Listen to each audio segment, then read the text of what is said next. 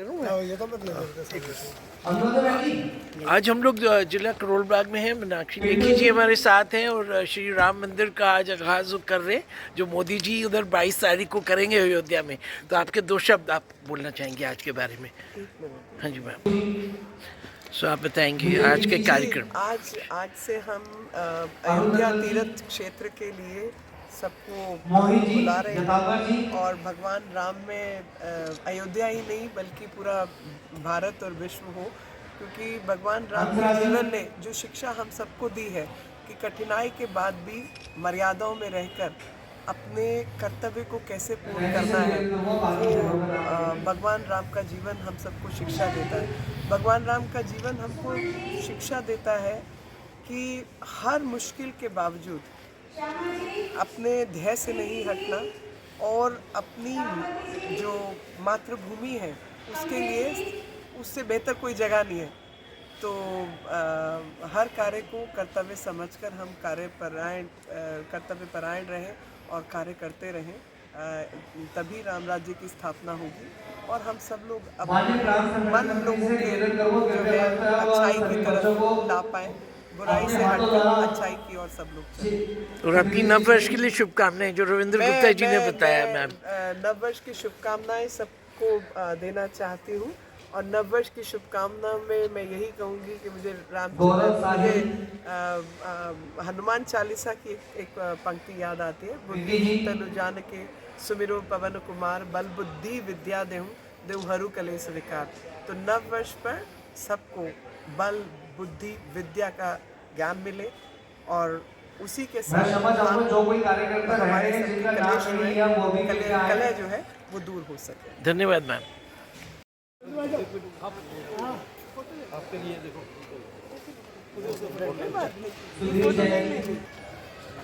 सुधीर जैन जी कृपया मंच पर, खजांची मल अग्रवाल जी कृपया मंच पर आए। इस कार्यक्रम में आती हूँ तो बहुत सारे संस्मरण याद आते हैं और आदरणीय श्रवण जी, अशोक जी, सुरेंद्र भाई साहब, रविंद्र भाई, प्रवीण जी, कक्कड़ जी, उपस्थित मेरे सुबोध जी, नागेश जी, मेरे भाई, जिन लोगों के साथ मैंने पता नहीं कितने लंबे समय से काम किया। और जब 92 की बात आती है तो मंच से नहीं कहना चाहिए, लेकिन सानी साहब ने आपको जाने से मना किया और हमारी जो क्या कहना चाहिए वकील बन चुकी थी। कोर्ट के अंदर भी बहुत ऐसे लोग थे जिनसे रोज झगड़े होते थे और सुरेंद्र भाई साहब के साथ तो हम तब से हैं और बहुत कम लोगों को ये जानकारी है कि मेरी जो सामाजिक जीवन की शुरुआत है वो कहीं ना कहीं विश्व हिंदू परिषद से शुरू हुआ है।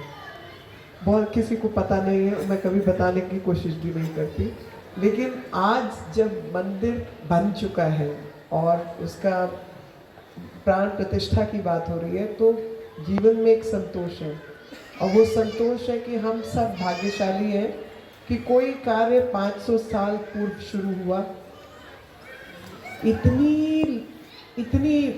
बेतुकी लड़ाई है जिनकी कोई ज़रूरत नहीं थी, कोई आवश्यकता नहीं थी, मगर लड़नी पड़ी क्योंकि वो लोग जो उस समय शासन में थे वो उनकी प्रवृत्ति कुछ और थी और वो प्रवृत्ति आज तक दिखाई दे रही है। लेकिन कोई सोई जो राम रचि राखा, भगवान राम ने जो तारीख तय की है, जो समय तय किया है, होगा वही, कोई कितने ही अड़चन लगा दे। और अपने काम के लिए मैं ठीक है राजनीति में आ गई, लेकिन सुरेंद्र जी,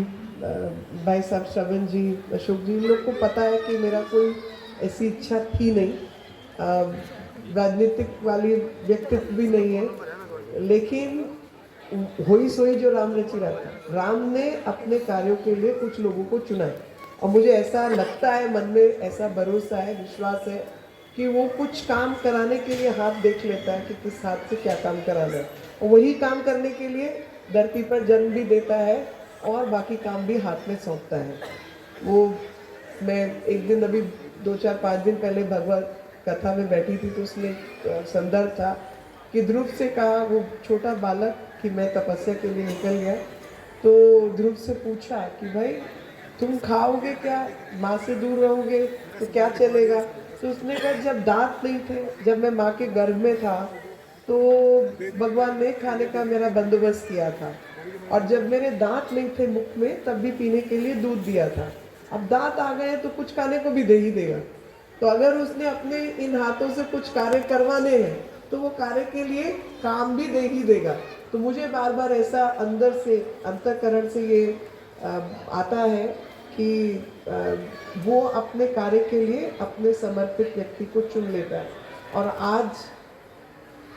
मुझे लगता है कि ठीक है, प्रधानमंत्री जी ने बहुत बड़े बड़े और काम किए, लेकिन राम मंदिर निर्माण भी उनमें से एक कार्य है,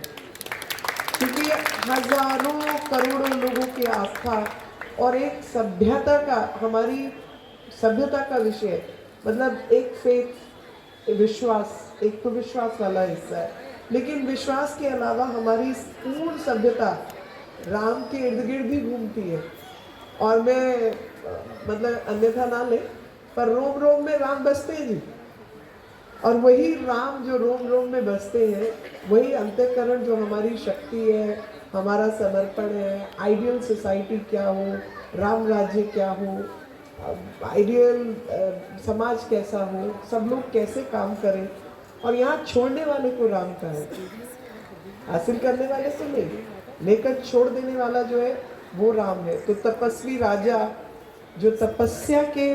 तरीके से राज्य करे, वही तपस्वी राजा है। राजनीतिक जीवन में 10-15 साल के लिए बहुत कुछ दिखा दिया, बहुत किस्म के लोगों से वाक्य करा दिया, लेकिन जो अंतःकरण का, जो समाज की जो स्थापना है, वो तपस्वी राजा वाली ही है, जो बिना किसी लेन देन के, बिना किसी चीज़ के समाज में समर्पण के भाव से कार्य कर सकता है। वही राम राज्य की स्थापना है, और वही मेरे को लगता है कि नींव तो हमारे पूर्वज डाल गए, अब उस पर इमारत भी खड़ी हुई, और हम सबके जो आइडियल है भगवान राम, उनके जीवन से प्रेरणा लेकर हर कठिनाई के बावजूद अपने कर्तव्य पर हम अडिग रहे और समाज सेवा में, राम काज में जुटे रहे। और राम काज में जुटने वाले सभी राम भक्तों को प्रणाम और नववर्ष की शुभकामनाएं।